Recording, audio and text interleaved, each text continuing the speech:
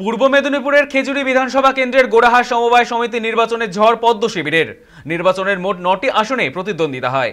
রবিবার গণনা শেষ হলে ফল প্রকাশে দেখা যায় বিজেপি সমর্থিত প্রার্থীরা সবকটি আসনেই জয়লাভ করেছেন। অন্যদিকে শাসক দল তৃণমূল কংগ্রেস একটি আসনও দখল করতে পারেনি। ভোট গণনার ফলাফল ঘোষণা হতেই গণনার কেন্দ্রের বাইরে বিজেপি কর্মী সমর্থকদের মধ্যে দেখা যায় ব্যাপক উচ্ছ্বাস। সমর্থকদের দাবি, এই ফলাফল ইঙ্গিত দিচ্ছে খেজুরি অঞ্চলের রাজনৈতিক সমীকরণের বদলের দিকে। অন্যদিকে তৃণমূলের ভরাডুবি ঘিরে এলাকায় শুরু হয়েছে রাজনৈতিক তরজা। স্থানীয়দের মতে সমবায় নির্বাচনের এই ফলাফল আসন্ন বিধানসভা নির্বাচনের আগাম বার্তা। তবে তৃণমূল নেতৃত্বের দাবি, এই ফলাফল বড় পরিসরের রাজনীতিতে তেমন প্রভাব ফেলবে না। খেজুরির গ্রামীণ রাজনীতিতে বিজেপির এই জয় নতুন সমীকরণের দিকেই ইঙ্গিত দিচ্ছে বলে মত রাজনৈতিক মহলের।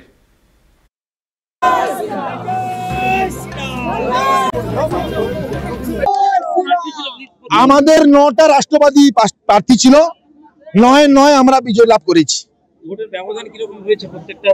ভোটের ব্যবধান এইটুকু বলতে পারি, ওরা তো 100 গন্ডি পেরোতে পারে না।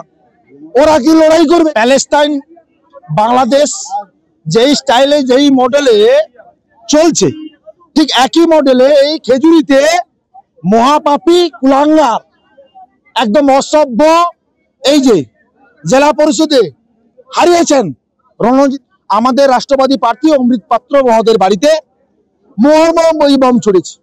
একাধিক রাউন্ডে গুলি চালানো হয়েছে, শেষ পর্যন্ত জিরো। এই জিরোই নিয়ে থাকবে ওরা।